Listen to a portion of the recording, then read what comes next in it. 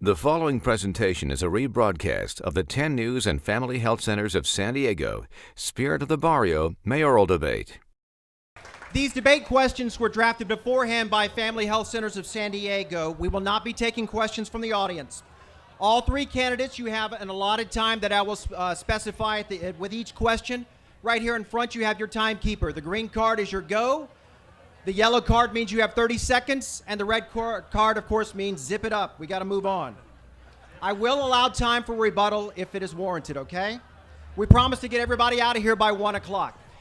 In lieu of opening statements, we provided the first question to our candidates in advance, and it is this. Gentlemen, management style and leadership team, they're not traditional campaign talking points, but they were thrust into the public eye with Mayor Faulconer's demise. How would you describe your management style, and who are the key individuals that might make up your leadership team if you are elected? Mr. Faulconer, we'll start with you. You have 3 minutes beginning now. And thank you. If there's anything that the last 10 months taught us, it's that leadership matters and principles matter. And I've tried to demonstrate that since my time on the San Diego City Council. And you know who I am and you know where I stand. And my principles are not going to change based upon shifting political winds. But you can count on me to stand up and put San Diegans first and our city first. And I've demonstrated that, even though sometimes it's very tough on issues, particularly if you may have friends and supporters that are urging you to do something different. I've stood up for our city on numerous occasions, whether it was working with my former colleague and friend Donna Fry when we did the Mission Bay Park initiative that ensured that the money in Mission Bay Park was going to stay in Mission Bay Park and not be sent to City Hall. We put that on the ballot even though some didn't want us to do that, and we did it. We worked together, many of you in this afternoon, when they proposed a sales tax. And in fact, it was supported by supporters of mine now, the Chamber of Commerce and our former mayor, Jerry Sanders. But yet we knew that a sales tax was the wrong thing, was gonna hurt San Diego working families the most. That wasn't the solution, sending more money to City Hall. It was City Hall spending the money we have more wisely and more effectively. And of course, it was the work and the consensus that I've tried to bring since I've been a member of the City Council, the work that I did with my friend and colleague, David Alvarez, when we brought people together and made a strong statement unanimously on the San Diego City Council, urging Washington to support comprehensive immigration reform. Worked with Rabbi Koski, Pedro Rios, others to come together to send that strong message, and we took the lead on that. That's the type of consensus builder that I am, and I'm going to continue to be, because that's what San Diegans need right now. We want somebody who's going to stand up, who's going to tell you where they stand, and who's going to back it up even when it's not convenient. And I'm going to do that. And what I also say, it's very important right now, particularly as we start post Bob Faulconer administration, that's somebody who can hit the ground running. In terms of my team and style, we have some great people that work with the city of San Diego, and I know who they are. We also have some people that probably shouldn't be working for our city any longer, and I know who they are. You need to have a mayor who understands that difference and is going to be able to hit the ground running on day one. We're going to put San Diegans' interests first. I'm going to hit the ground running, but I'm going to do it in a style that I think I've been known for. As I think a lot of you know, I'm not the loudest person in the room often. I'm not a bomb-throwing type of person. But yet I like to think I'm the most effective. And that's what our city needs right now. Thank you. Mr. Faulconer, thank you. Mr. Fletcher, you have 3 minutes. They begin now. Thank you, Steve. You know, if you look at the news today and you watch what's happening in Washington, D.C., you see a group of folks that are about to shut down a government. They can't balance a budget. They can't invest in infrastructure. They can't fix the immigration system because we have an environment that has been dominated where folks just take sides. And if anything reflects my leadership style, it is a collaborative sense, a willingness to sit down and listen, work with folks, hear their concerns, identify a problem, identify a solution, and then figure out what is that coalition that we built. Yesterday we laid out our jobs plan, how we're going to really invest in good jobs with good wages, and standing there with me was a group of folks who rarely stand together. We had leaders from the tech community and the biotech community, and then we had representatives from small business organizations who have endorsed my candidacy and my campaign. And then we had labor unions. And they all stood together and they said, we may not agree on a whole lot. We may not agree with Nathan on everything. But we agree that what we need in our next leader is someone who's willing to lean forward, someone who has the leadership, who has a demonstrated track record of getting things done, and someone who's going to bring all sides together. And I think the leadership skill that I'll bring will be lessons that I learned in the Marine Corps, leading Marines in combat, for what it's like to deal with the difficult, stressful environment, making the tough decisions, being responsible, having that burden. Lessons that I put to work in the California State Assembly when we passed Chelsea's Law, when we helped ensure people could keep their health insurance, and when we made sure San Diego got its fair share of resources for infrastructure, and lessons that have only been enhanced in my time in the private sector. Working at a company that is significantly larger than the city of San Diego, where I've really been mentored on the best ways to lead and guide and manage large organizations. And I think I bring that diversity of skill set ready to go, put to work, because we got a lot of things to happen. The status quo isn't working, it's not getting it done. We are all in this together, and it's going to take each and every one of us coming together to solve problems. That's the approach I'll bring. In terms of the team that I'll build, we're going to get the best and the brightest. There are a lot of smart folks out there. I think it's a combination of folks at the city now who are probably overperforming and they want to step up a little bit.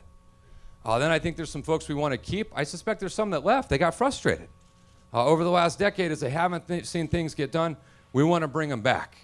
Then we want to reach out to smart people around the country who want to be a part of what is an exciting time in San Diego. We're rebuilding a city. We're rebuilding neighborhoods. We're rebuilding an economy. It's a great time to be here. And we're going to welcome all kinds of folks in who want to be a part of our team and what we're doing. Thank you. Mr. Fletcher, thank you. Mr. Alvarez, you now have 3 minutes, sir. Thank you. I want to share a story with you that I've shared with some folks over the last week about who I am and why I'm running for mayor. At the age of 13, when I was at Memorial Academy, right down the street, I was in a program at UCSD called the CHUM program. It was a program that was taking inner city kids who were in low income communities, and try to expose them to science, to technology, to the things that unfortunately for those of us who live in neighborhoods that don't get the exposure to things like that, give us an opportunity to see what's out there. So I went to this program over the course of the summer, and on one of those summer days, the professor or the teacher decided to take us out into the community to talk to us about how science and technology can impact people's lives. We came down this street, went down Newton. We stopped in front of a big blue building with a black banner with the words master plating in white. As we get there, the teacher starts talking about how science and technology can sometimes impact people's lives because of their health, and that there are kids in this neighborhood that had asthma and that were suffering from the inequalities and the injustices that happen in our environment. We are stopped there. I look out the window as the teacher's talking, and I see a 45-year-old woman walking down, wearing an apron and a visor with the logo Burger King on it. A young man, a couple of rows up, says, "Why would anybody want to live here in this area with this pollution?" We start to drive off, and I look back, and it was my mother who was coming home from work, and I tried to say hello, but we took off. I actually never shared that story with my mom, who passed away 6 years ago. But at that moment, I realized that there are a lot of inequalities in the city. A lot of people are being left behind, and that's still the case today. And in San Diego, that's going to be great. We cannot allow that to happen. We cannot allow the same people who have controlled this city for far too long to continue to control the city. My candidacy is about people from throughout this entire city who believe that we need leadership that's bold, but it's also leadership that is inclusive of others that have been left behind. I feel very strongly that this city can go great, great places. I've been here my whole life. I've seen what we can do, working collaboratively sometimes with my council colleagues to ensure that we no longer have a budget deficit, that we have a surplus in the next coming years, that we're adding services that have been depleted, that are impact all of our neighborhoods. And at this point, we're at a crossroads. We can decide whether we go back to the old style politics in San Diego that have controlled this city for far too long, or we can elect leadership that's bold, that sees into the future, and that reflects the diversity of the city and the needs of the city.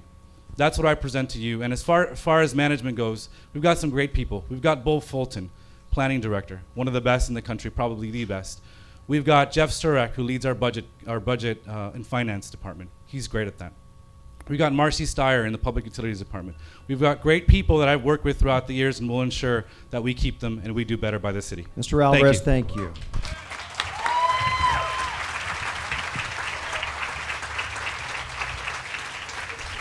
Before we move on to our next question, Mr. Faulconer, you alluded to this. Mr. Fletcher, I wondered if you might respond for 1 minute. Mr. Faulconer alluded to the fact that switching parties, that you have switched parties. Now more than ever, San Diegans need a mayor that they can trust after Mayor Bob Filner. Would you address that, switching parties that you have done? Yeah, no, I'm happy to do it. Everyone sitting on this stage has had a position change over time. I'm honest, I'm upfront, I'm open about it. Political parties change over time, and so do people. As you go through life, you get new experiences. You listen to folks you may not have listened to before. You gain a perspective you may not have had, and the world changes. And I think we need to be honest about that when it happens. Over the course of the last decade, I went to war, and I came back and I watched my friends not get the care and the treatment that they deserve and they're entitled, and that affects you in a deep and personal way. I became a father for the first time. As I prepared to put my son in San Diego public schools, it affects how you think about public funding. And I've watched in a recession the complete and total erosion of the working class. I came out of a working class family.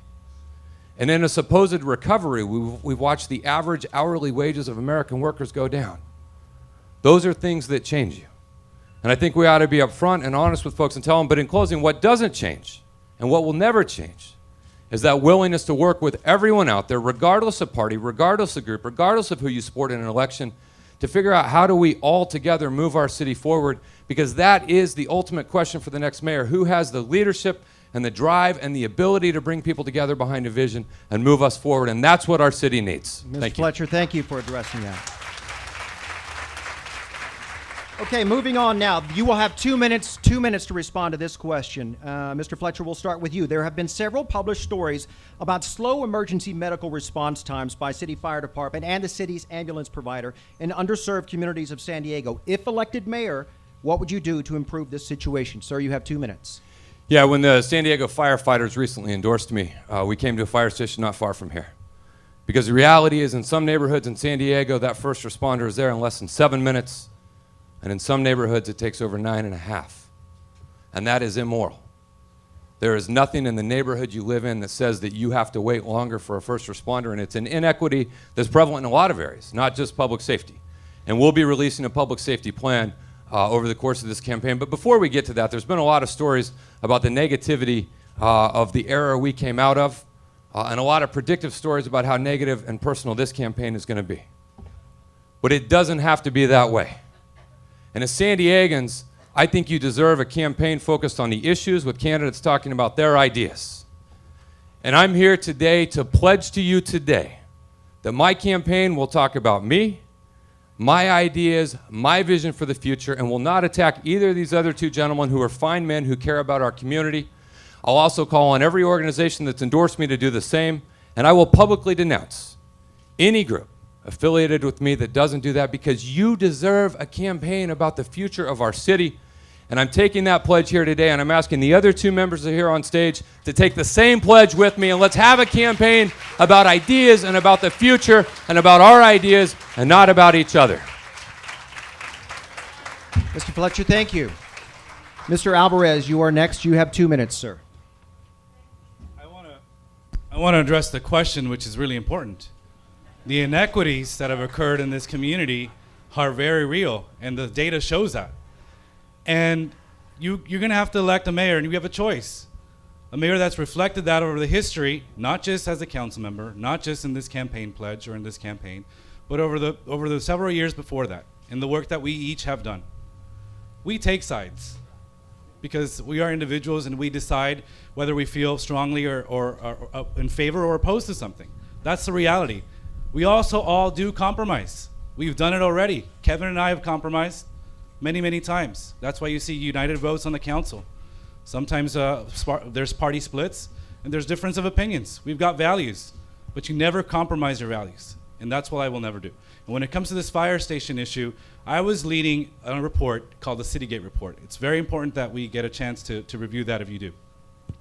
It shows how In some communities, we are lacking the fire stations that are needed to do the response that gets our response times up, like you're asking. And I led that charge. The plan was approved unanimously by the council.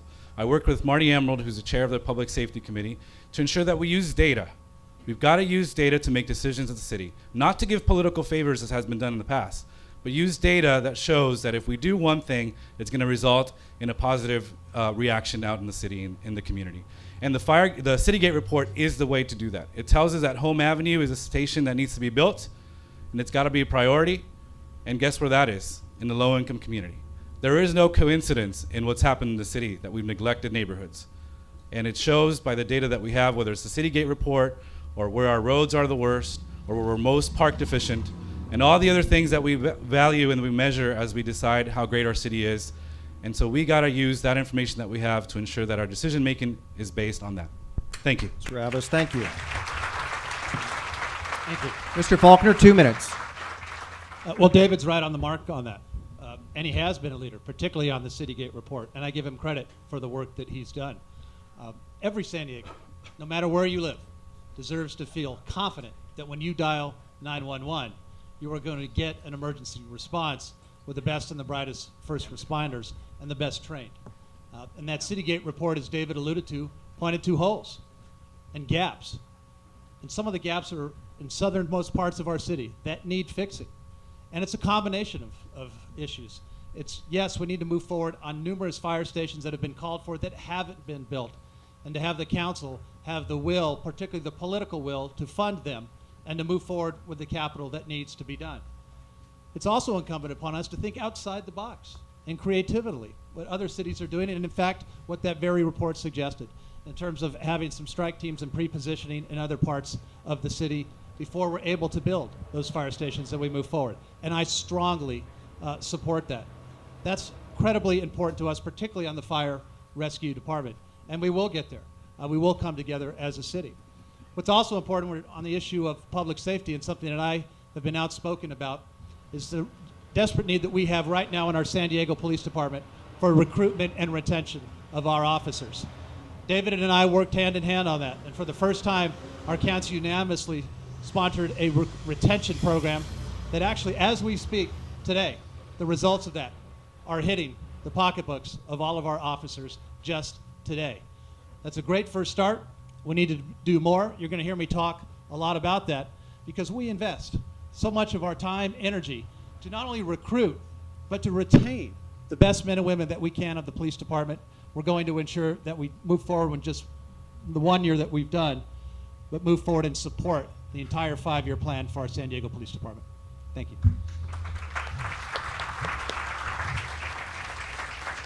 Mr. Alvarez, you will start off our next round of questions. If you are elected mayor, what homeless programs do you intend to fund? What strategies do you believe would be most effective in reducing homelessness here in San Diego? You have 2 minutes.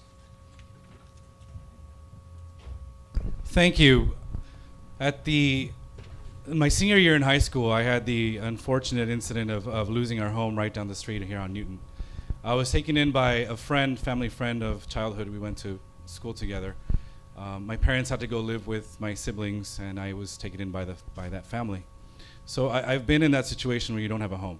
You're living out of your luggage and trying to make it by. And so in San Diego, over the past several years, we've done a lot. We funded, in this last budget cycle, a year-round shelter right down the street. And unfortunately, because of mismanagement, that showed unfortunately, we'll have to close earlier than expected.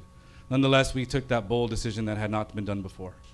I feel very strongly that this city needs to get more involved. And one of the things we have done, exactly like what Kevin mentioned, that's the World Trade Center facility, where Family Health Centers is involved with that. Where not only are we housing our homeless population, which we need to do, we're providing them with the services that they need, the wraparound services, the social services, healthcare, job training, educational training. Those are the critically homeless individuals need all of those services, and they're very, very expensive. And we need to start deciding whether we actually care to do something about this issue and have more shelters, more facilities like the World Trade Center facility, or if we're just going to talk a good game. Previous council members Right down the street, when you walk out, look down, you'll see a tent. That's where the homeless shelter is. Previous council members from this district have boycotted, have gone out and said, we cannot have this shelter go into Barrio Logan. I've embraced it because we have to treat people with dignity and respect. I haven't voted against it because I think it's the right thing to do, and I think there's more that we can do using our federal resources from HUD and other resources that are out there to ensure that we treat them with the dignity and respect that our homeless population deserves. Thank you. Thank you, sir. Mr. Faulconer, you're up next. No, thank you. And the council has made a lot of strides on this in the last several years. And when you look at how far we've come, when the services were, let's just put up the winter tent, we've come so far beyond that because we know that people need help and you need it year round. It's not just about an emergency bed. These impact real families, real men and women, and unfortunately, real children. We have spent a lot of time on this working together, and we've made some great strides, things that we're very proud of that former councils did not want to do. And as mayor, I commit to you my continued support and funding for these very important programs. And we've worked together on them. The council stood up, as I mentioned before, when folks did not want to have the Connections Housing Center downtown. We said we have to do it. We have to bring people together, and it's not just about beds, it's about transitional housing. It's about the work that Family Health Centers does. It's about the career counseling. It's about all the other services that are there, because we said if we can do it there, we can replicate this model throughout the city of San Diego. And it's not something that people should fear. It's something that they should embrace about helping our fellow San Diegans. And in fact, when we had a lot of opposition to that, now, as David knows, it's the exact opposite. People have embraced that center and the work that Family Health Centers is doing because it is making a difference in real people's lives. You're going to continue to have my support on the check-in center, which is the ability for men and women that don't have a place to store their belongings to store their belongings. You can continue to count on me for that. David and I were both strong supporters of the Neil Good Day Center. We will continue to provide that for an opportunity for folks as well that don't have a place to go, and the phenomenal work that's doing there. And lastly, I would just say what a proud supporter and champion I am for the Monarch School, which recently just opened and moved their facility and location. If you had a chance to go see the Monarch School and see the real difference that it's making in the lives of our homeless children, you got to see it. It is working. We're going to replicate that as well. And I can tell you as a father who has a young daughter and a young son, that is not something that any of us would ever want to see. I will continue to support that every ounce of body and opportunity and mind that I can. Thank you. Mr. Fletcher, you have 2 minutes. Thank you. I want to let Kevin and David know I'm happy to give them 5 seconds of my time to simply say what we asked earlier, that we're going to run a positive and clean campaign. And every time they miss an opportunity to answer that, I think that is instructive. And I think it's what you deserve, because we ought to be talking about issues like this, not just in forums when people are here, but we ought to be talking about the issues we care about in every aspect of our campaign.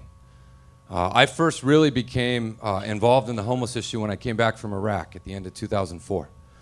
I found it really offensive that we have enough money to send people to war, but we don't have money to care for them when they come home. And as a result, you take folks that are suffering from things that happened when they were there, and they have substance abuse problems and alcohol problems and employment problems, and they wind up homeless. And as a country, if we have the moral obligation to send you there, we have the moral obligation to take care of you when you come home.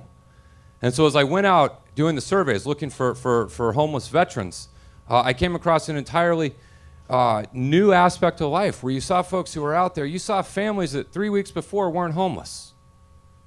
You saw tents where you had children literally doing their homework on a flashlight. You saw people that had come out of correctional facilities. The Department of Correction couldn't give them an ID card when they left the state prison. They were doing nothing to help facilitate their reintegration and retransition. And I think that the next mayor has got to bring together all of the organizations that are working on this and are dedicated and are committed and say, how do we come up with a comprehensive plan that goes person to person? If you're homeless because you don't have enough money for first and last rent, then let's give you first and last rent and get you back in a place. I met one guy who was homeless because his parole agent was in Escondido. He said, I'm homeless downtown. I keep violating parole. Let's call corrections and let's fix it, and let's get them off the street one at a time, because it's not just a business issue. It's a moral issue, because as a city, how we treat our homeless population says a lot about who we are as a people, and we can do better than we've been doing, and I know that. Timekeeper, let's go down to 1 minute so we can squeeze in these questions. 1 minute, gentlemen, for this question. Barrio Logan's community plan update was just approved by the City Council after almost 5 years of development. The plan remains controversial between industry and the community.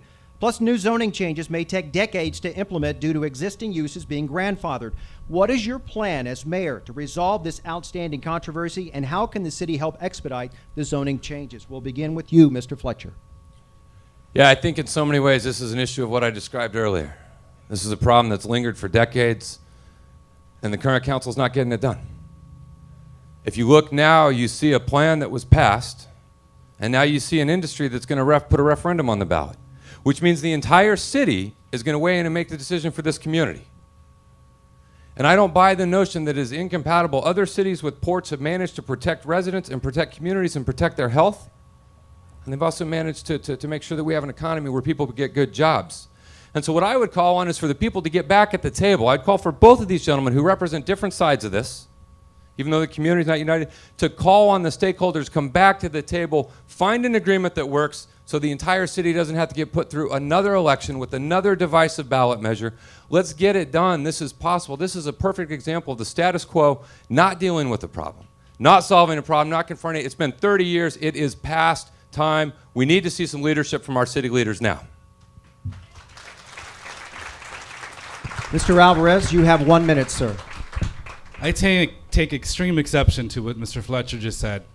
I worked endless hours to try to put together a compromise on the Barrio Logan community plan update. Nobody knows this community better than I do.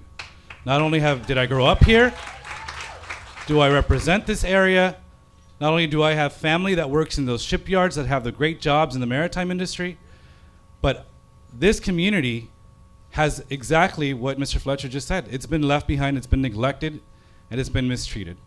And the time to change that was with our plan update. We couldn't get there all the way, but there was a compromise. The community wanted one plan, the industry wanted another plan. What I did is put forward a compromise that I think achieved both things. We protected neighborhoods, we protected the people who live here, and we protected those jobs. It's not about going back and really a special interest group that has a lot of money is going to determine what happens in this neighborhood. What does that tell everybody else who lives in San Diego when one interest group wants to dictate what happens in their neighborhood? We just take it to the ballot, got enough money, you put it on the ballot, and we change what the people there decided? That's the wrong thing to do. Leadership is taking a stand even when it's difficult. Mr. Faulconer, you have 1 minute. Thank you. And I agree with my colleague, David. It is about taking a stand. And he and I worked very hard on this issue. And him particularly, this is his district. And we worked hard to get us a plan that we needed to move forward on. And taking a stand, in my position, meant ensuring that we are protecting one of the biggest economic engines that we have in terms of the working waterfront. And in fact, I agreed with 90% of that plan that we had. But at the same time, we needed to ensure that we protect those jobs. These are great jobs for our community. Many of our families who not only work here, but live here. And that is what was most important in that update. We got very close. We didn't quite get there because we have to ensure that when it comes to that working waterfront, when it comes to our ship repair industry, the 45,000 jobs that it represents, the $1 billion of economic impact that it makes to our region, we have to ensure that we balance those needs with our Barrio Logan community. We did come very close. And in fact, I'm convinced that by working together, we will come to a solution here before we have to result in a referendum. Sir, thank you. Timekeeper, one final question, 1 minute. Gentlemen, one final question for you. San Diego's reputation took a hit over the summer with the demise of Mayor Bob Faulconer.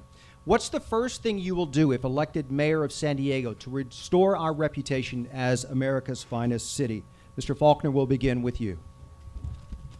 Well, we're going to restore trust and integrity to the mayor's office. And as your mayor, that's going to be my first priority. And I think I've demonstrated that when I've been on the council. It's about working together with people collaboratively. Somebody who not only has the experience and the demonstrative experience to achieve real results, but it's somebody who understands that we need to collaborate to move this city forward.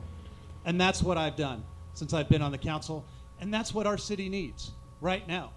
We know we can come together. We know what Bob Faulconer was putting us through, that we as San Diegans were better than that over the last 10 months. And we're going to prove it to the rest of the nation once we get back on track. And that's what I'm looking forward to doing as mayor. We're going to move forward aggressively on putting San Diegans back to work. We're going to restore competition to city services. We're going to get back in the infrastructure market with our road repair, our sidewalks, and others. And we're going to move forward on police recruitment and retention. We're going to do all of that on my first day, and then I'm going to have lunch. Thank you. Lunch is always important. Mr. Fletcher, you have 1 minute. Yeah, there's no doubt there's a huge opportunity. Someone said it's a great time to be mayor. I said it is. The bar is very low. But I think the public is ready, and I think the city workforce is ready. And I think as San Diegans, we're ready. We're ready to have a city that does the basic things the cities ought to do. Community plan updates that get done. Roads that get paved. Fire stations not that get promised and get neglected for years, but actually get built, and good jobs that are available. And as mayor, I'm going to come in and I'm going to tell the city workforce, I'm proud of you. I love our city. I love all of you, and we're going to get up every day and be proud of what we do. I'm going to tell the public that we're all in this together, and we're here to partner with all the 52 neighborhoods throughout San Diego to rebuild the infrastructure, to restore the trust, and to get our city moving forward again. But that begins a fresh start, a new energy, someone with a demonstrated track record of getting things done. And it would be my honor. It may take me until dinner time on the first day, but that's what we're going to do every single day if I'm elected as your mayor. Thank you very, very much for having us today. It's been a great pleasure. Thank you. Finally, Mr. Alvarez, you have 1 minute to address this question. Thank you.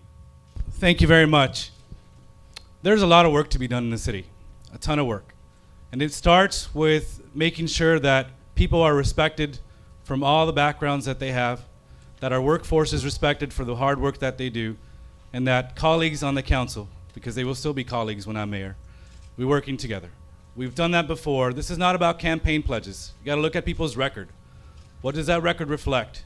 What have they done? What are the values they hold? What is it gonna mean if David Alvarez is mayor? On day number 1, we're gonna ensure that this city is on its path to greatness once again. There's no doubt in my mind that we can be a great city with all of you that are here. We all have something to bring to the table, as do my colleagues on the council, as do leaders in the business community, as do leaders in labor community. Everybody does. And we're gonna have to come together, and we will. I have no doubt about that. We will come together to ensure that the communities are respected, that we start creating jobs that are good quality jobs, not poverty jobs, and that we continue to grow our economy in a way that benefits all of us. Thank you. Ladies and gentlemen, your candidates for San Diego mayor. Don't forget to vote Tuesday, November the 19th. Thank you, gentlemen.